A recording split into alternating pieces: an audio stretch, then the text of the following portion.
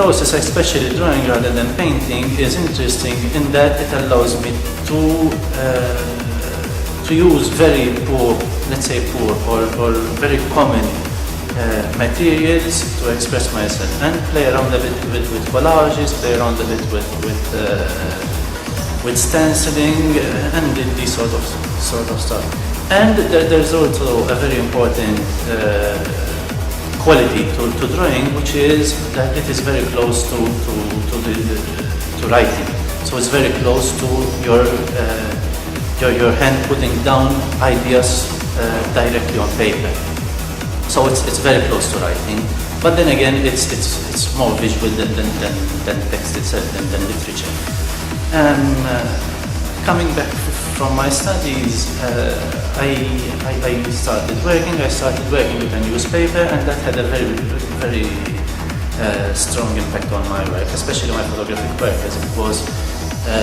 as it started being more on the documentative side, more on the social aspect, and more on the current issues kind of thing. So I have these two parts, these two activities which are very distinct, which I keep very distinct: my drawings and my paintings, and then my photography.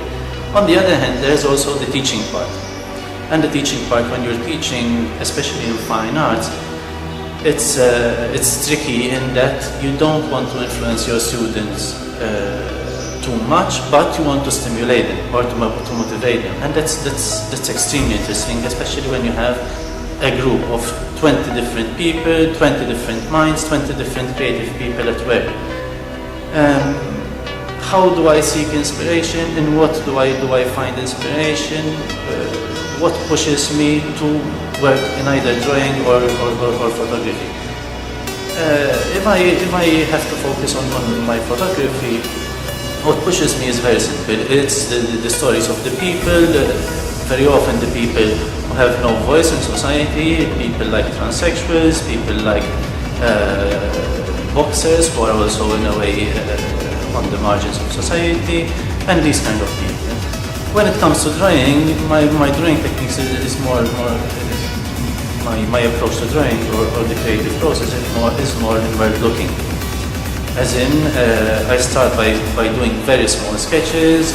I carry a very small sketchbook, and then I develop on that. And teaching is a totally different experience. Teaching, although I do use particular techniques like, I don't know, automatic drawings or studies from observations, which is a traditional, very classical school of art, you know. But teaching is a different method altogether. In drawings wise and on the creative side, people very often ask me, why do you keep on drawing, why do you keep on painting when you have so many things going on in your life? Painting and drawing, when they apply to life, especially, as I said before, it's an inward-looking exercise. It's an inward-looking exercise, but then again, you need to communicate with other people. I try to do that by through regular publications, through regular exhibitions. I work with others, and I also refer to works from other people, including works by my students, works I see in other exhibitions, and that I think that is extremely important because it keeps me alive, and that I'm a member of a wider society. And I hope my works reflect what my society is going through, reflect the preoccupations of contemporary Maltese society, and that is what pushes me to work and work and work. Drama for me is life. Without drama, I'm not myself. I'm somebody else. Drama for me is a personal, is a really, strictly speaking, very intimate experience. What I am trying to say is that even when I start writing an idea, developing an idea, which I do by writing, I tend to look at the world, look look for something which is real. It can be anything. Sometimes even an insignificant episode can be transformed into an idea. Even a chat with friends, even an accident as you go along the road. It can be anything. Anything can spark an idea. But there are two important things when setting yourself to write something concrete. One is to focus on your main plot, on your main idea, on your main subjects. It can be one, it can be two, but no more. The other is concentrating on adding spice to the idea, adding innovation to the idea, adding another subplots which complement the idea and which finally gets going together, which it has to start simultaneously with the main plot and end in an excellent manner, in a manner which makes sense. They have to be connected. Overall, it's all a whole pack. It involves imagination, ideas, role-playing, a good story. Anything can help. But most important, all these features alone doesn't make sense.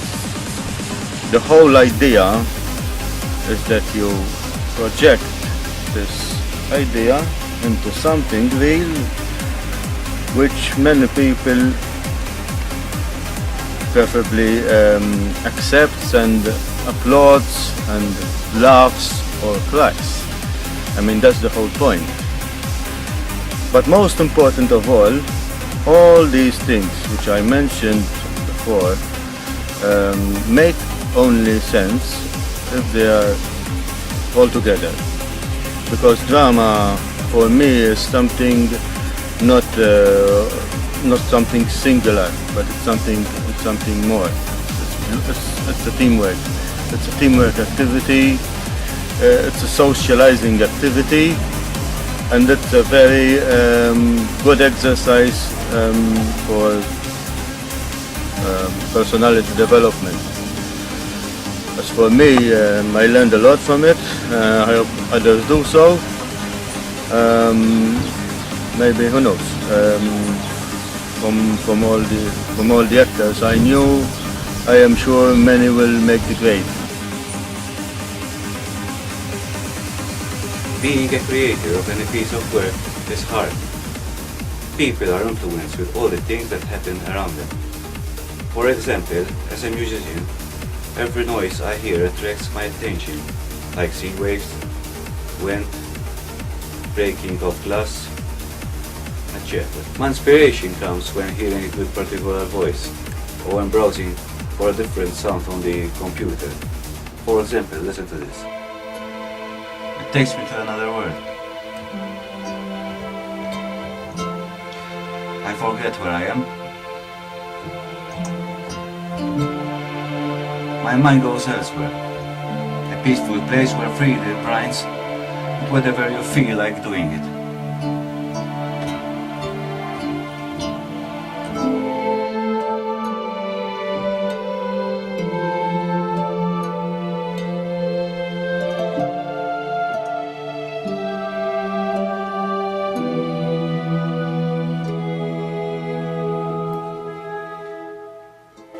The more you manage to drift away from reality, the more power you have to write music for people to enjoy.